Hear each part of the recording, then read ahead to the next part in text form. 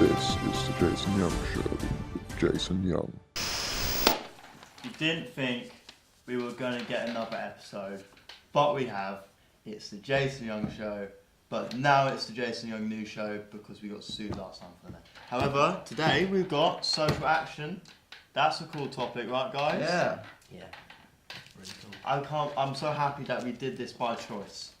Now, if you don't know what social action is, social action can be different to issues to the attention of the public. Whoever wrote my cue cards cannot use grammar. A social action tries to get the public involved by telling people how to change it. An example of this would be the Kony 2012 video. I'm damn sure everyone has seen. I've seen that one. Social actions are quick to rally huge amounts of support to change the opinions of people. Documentaries which have political motives will try to change representatives of other candidates. So a good example of this would be like the Hillary versus Trump. Yeah, and the propaganda battle they had. Yeah, so they kind of just slander each other constantly. Yeah, in order to like normally support for you're not allowed to lie, but this election year apparently you can lie flat out. So there it is. You heard it here first.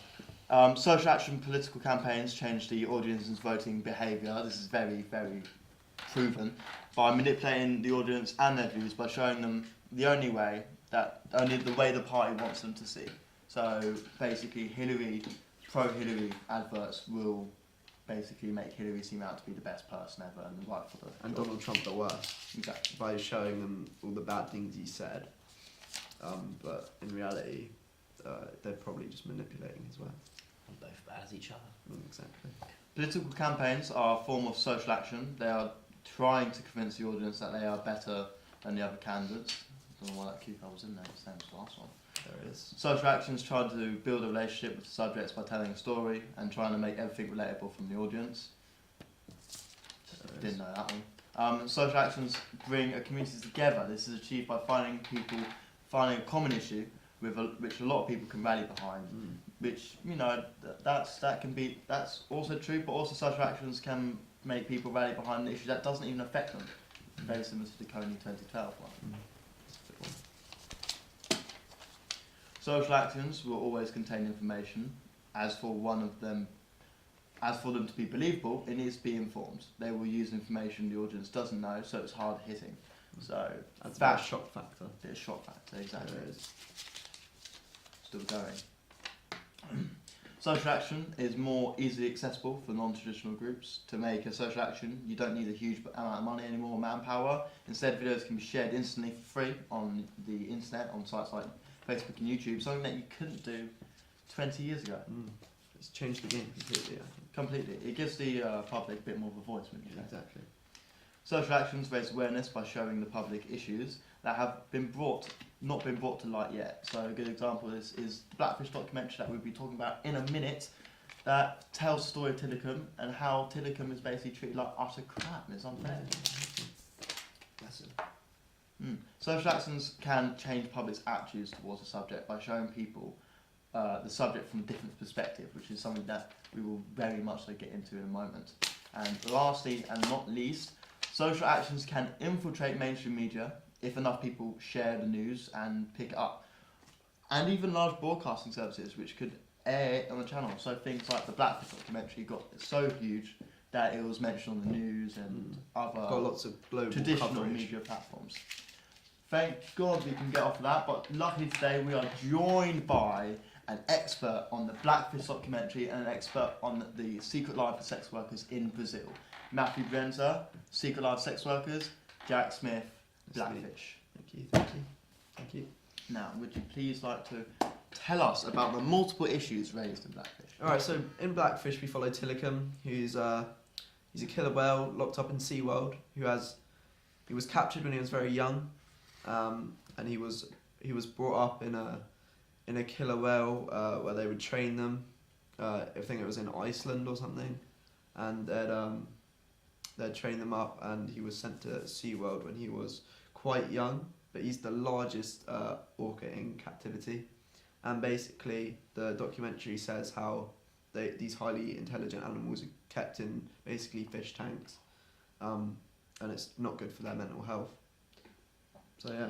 So what type of action is this? Basically, the action is trying to get SeaWorld to release their orcas to the wild again, but obviously that's a very hard action to achieve. So what the documentary producers are trying to do is they're trying to get the public involved and to rally behind a cause, which is to get them out of SeaWorld. So they're trying to put external pressure on SeaWorld. Would you say it's through the quite a documentary. complicated situation? It is a very complicated situation. She's also calling upon the board of directors of SeaWorld in the production to try and guilt trip them into actually making an action happen, trying to help them to understand what they've done wrong. So do you personally feel like there's a huge need for an action? Personally, I feel like there is a need for action because killer whales are known to be highly developed, intelligent animals, and they are able to feel emotions that some animals are not able to feel, such as loneliness, which I think is pretty messed up. Something that humans also feel. Mm. What about you, Matthew? Do you feel like action needs to be taken? Oh, definitely. Like, I think, and besides the fact that they actually share emotion, I don't think any animal should be treated that. The way those animals are specifically, they're tortured basically, and I think they take away from their mothers at a younger age. They're pretty much manipulated and thinking a certain way. It's pretty disgusting. Yeah, it's yeah, disgusting.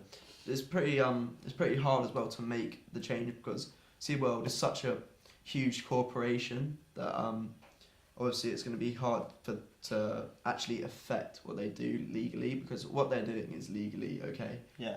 So obviously it's going to be hard to actually make anything happen, but with enough So external this pressure, type of change would have to be on a national scale. it would be on an international scale. I would International say. scale. Wow. Which you can see because the documentary, it was released internationally on Netflix and it has actually got worldwide coverage. So. Yeah, definitely not a local one. Yeah. So the Gore documentary is basically getting to release all that. It's to raise awareness about what SeaWorld is doing. Yes. Just to raise awareness about the cruelty and stuff. And the documentary also tried to get a hashtag trending on Twitter. Mm-hmm. So they're trying to use social media to make the documentary much Do you wider. think this social action, if it 100% worked, would it strengthen the? Would it be something of beneficial? If it was a success? Yeah. Well, yeah, because if it is completely successful, then the killer whales will be released into the wild. You know, the documentary is just trying to change, how SeaWorld is represented by the public. Because before the documentary was aired, there was obviously had a bit of a small reputation for being quite cruel, but it was more a lot of people. Yeah, a lot of people very blind, and a lot of people just thought it was family fun, basically, SeaWorld entertainment. But with the documentary, I think it's opened a lot of people's eyes, and you can see that in the numbers that SeaWorld are actually losing a lot of money, where they were making way more before it was aired. Yeah. Well, going from orcas, we now go to the sex lives of prostitutes in Brazil. Hang on. Oh, There's more points we have to make What other to points? be successful in this. What other points? I feel like I've gone over everything. Basically, Please. Blackfish is also trying to build a relationship with its audience. Okay, it's doing I this think by we covered that, but you can continue. it's doing this by trying to humanize the Tilikum. They're trying to make him seem more human to us, so it's more relatable. So we feel more compelled by the story and more sorry for Tilikum. And the good that would have come from the action would have been the cruelty at SeaWorld will have stopped. And the techniques that the director has used in the production, such as experts, because that's keeping the audience well informed, and it makes it more believable. And the video is effective because it has done exactly what it set out to do, which is to raise awareness against SeaWorld. Because they've invoked sadness and anger in the audience, which gives them a cause to rally behind. So, yeah. Now, I don't know much about the sex lives of orchids, but from Matt's documentary, I do know a lot about the sex lives of Brazilian sex workers. Sex workers. Matt, what are the issues coming with Brazilian sex workers? That's true. I actually okay. So first of all, this is a BBC documentary from Stacey Dooley, famous, and so it's in Rio de Janeiro. There's a huge issue. Women, but mainly transgender women, literally have no other option but to pretty much go into prostitution. They don't. They're not, especially transgender women. Transgender women can't actually. There's very few jobs they're actually accepted in, so it's literally the only thing they can do. So the documentary mainly follows a transgender woman called Barbara, and you see Barbara. She's actually the first ever transgender woman ever to lead the Rio Carnival. But unfortunately, the only way she can support her grandmother is by going into prostitution.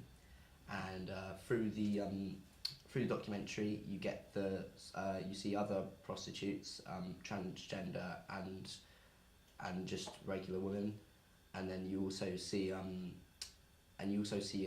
men talking about their experiences, which is quite disgusting. Like they don't actually seem like they're speaking to them like as actual people, more like objects.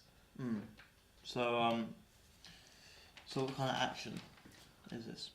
So I think what people are trying to do is trying to, I would say, raise awareness, but also change attitudes, but not put prostitution in positive light, but see that show these people as people, not as their profession. Show these people that these people aren't doing this because it's easy money. They have to do this. This is the only way they can actually survive. Did it make you personally think of prostitution as very differently? Did it change your mind to how you presume prostitution? It definitely did, because I've always thought, like, my immediate think of prostitution is that these women are just doing it for easy money. They're like, they don't have any respect for themselves.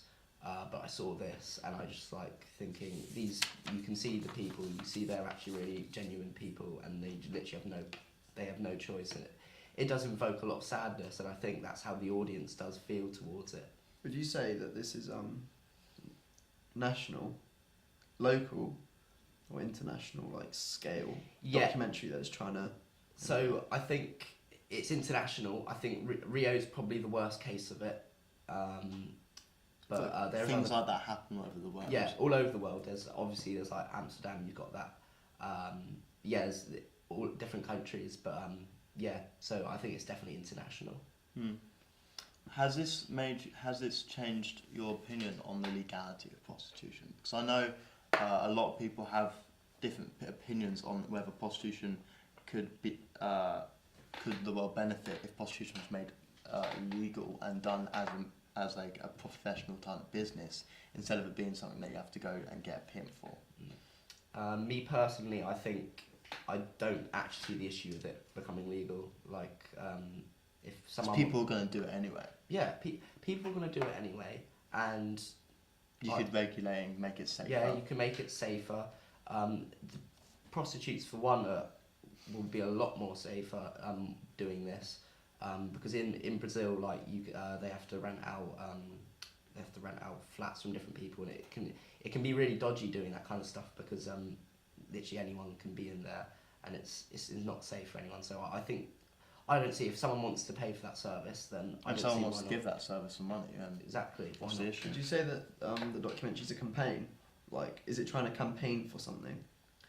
Yeah, does it take a stance of pro-prostitution, or does it take a stance of native prostitution, or is it just giving you the facts? I wouldn't say it is trying to legalise prostitution. I think it's just trying to make people aware that women in Brazil should be able to be offered, especially transgender women, should be able to have the same rights as any other one. Does the documentary also try and build... Do the characters in the documentary, like the people? Yeah. Do you see a progression? Yeah. Do they try and build a relationship with? Oh yeah, definitely. So Barbara is the main one you follow, who's a transgender woman, and you can even see as Stacey Dooley. She speaks really fondly of her. Says she actually made a really great friend out in Brazil from her. You see, she is a talented dancer. She's head of the Rio Carnival, and you actually see like characteristics which you would never really associate with a prostitute. Has any good come from the documentary, do you think? Oh, please, Shaq. It's my show. Oh, dude. Leave it out. I'm asking the questions. No. The Stop. questions that matter. I don't know, to be honest. I don't think any changes significantly would come from Brazil, but I think it's obviously seen an audience mindset has pretty much changed from it. But I really strongly doubt that any changes have been made in Brazil.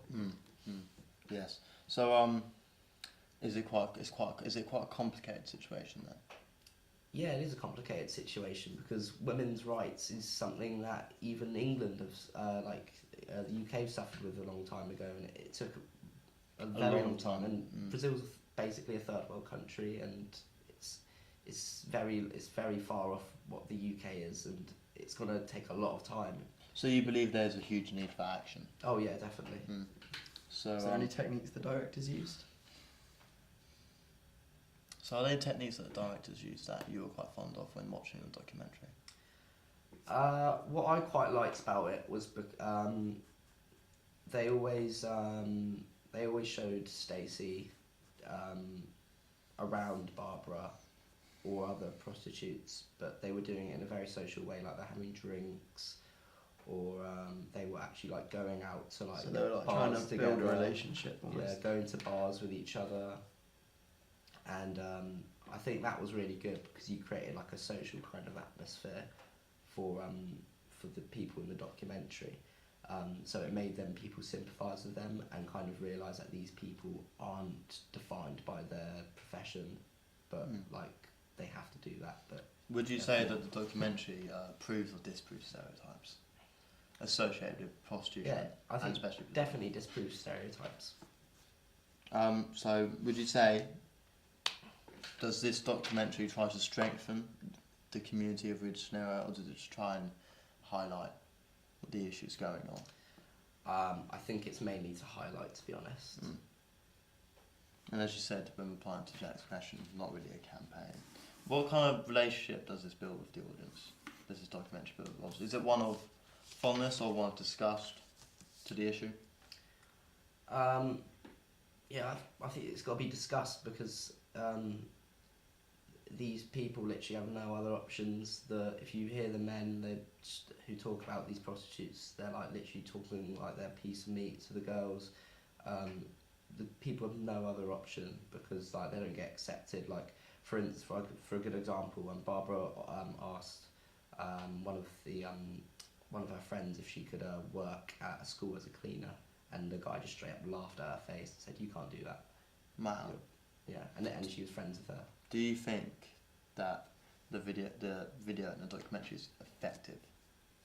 Yeah, definitely. So, because what's great, I think is great about it is the start of the documentary. You've got it's showing like the lights of like the Rio Carnival, where everyone dancing, having a good time. But then it very quickly like you really see like the gritty, dark parts, which is the prostitution, which these people actually have to do. Like it's all fun and games when they're like actually doing stuff they like, but then when they're not doing that, it's where it gets really dark. Before we move on to the next segment, may I check the camera? Yes, of course. Thank you. It's looking good. Keep it up, guys. Okay. Master Young. Right.